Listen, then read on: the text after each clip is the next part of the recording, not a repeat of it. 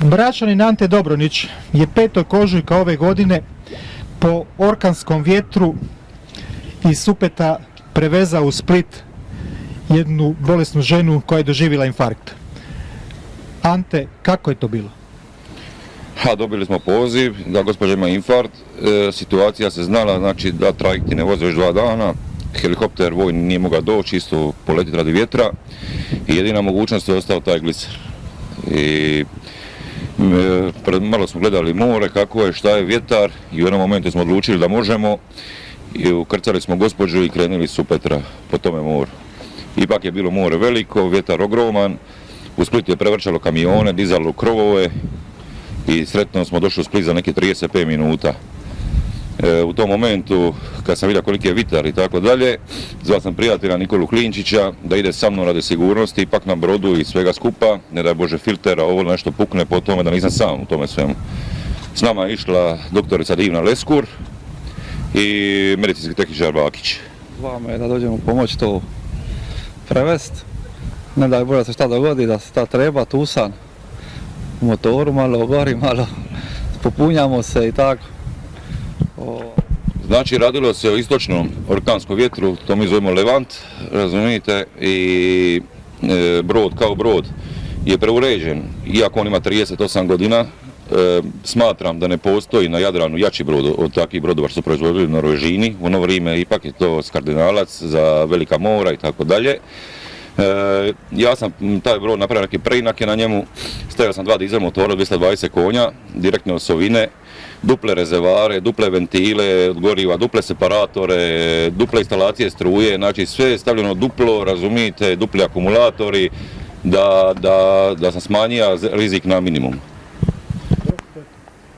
Nikola, čujem da je bilo priče da vas, kad ste isplovljavali u tim situacijama, mnogi su rekli pa zadnji put vidimo. Šta stvarno bilo tako? Pa skoro tako, ja sam došao na kavu, tek sam se probudio od san i došao sam tu, još mamuran, a vi imate idemo za Split, pa jesi ti poludi, ti ćemo za Split. A vi ne moramo, znači umrit, nema helikopter, nema vojska, niko ne ide, niko. A vi daj, pusti me da popijem kavu, bogati, di ćemo još.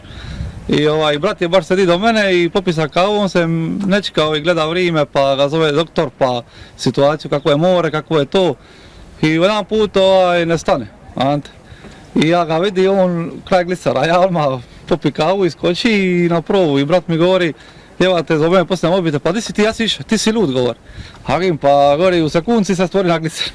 Govori, onda me zove žena da dođe na ručak doma, a ja ga imam u Split. Da je sad normalno, govorim. I doma malo dite od 5 mjeseci i tako.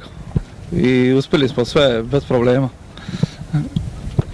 Nakon što smo došli u Split, iskrcali gospođu, predali je timu 1 hitne medicinske pomoći iz Splitsko-dalmatinske županije i krenuli smo nazad. Napravili smo 3 milje iz Zente, smo napravili prema Supetru i vjerojatno se vitar još podiga na sunce, to se reče da se vitar diže za suncem i tako dalje i smjer vitra je bio drugačiji, jer nije više kad smo išli prema Splitu to je bio bok, čisti bok ili čak i krmeni kvartir, a kad smo išli prema Supetru to je bilo proveni kvartir.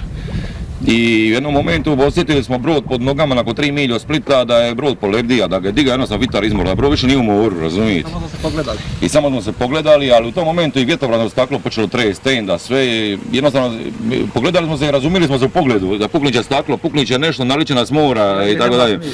I onda smo smanjili glasu, krenuli se nazad u Zentu. I sad došli u Zentu, ono mokri.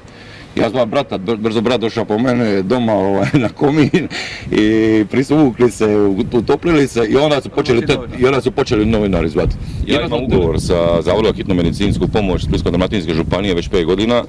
To se radi o godišnjim ugovorima, pokrivam Brač i Šoltu, iako ako treba neka intervencija otići negdje dalje ili tako dalje, ja sam tu, nema problema. Tajna nije, moja tura košta 1650 kuna, bavim se samo ovim poslom za sada.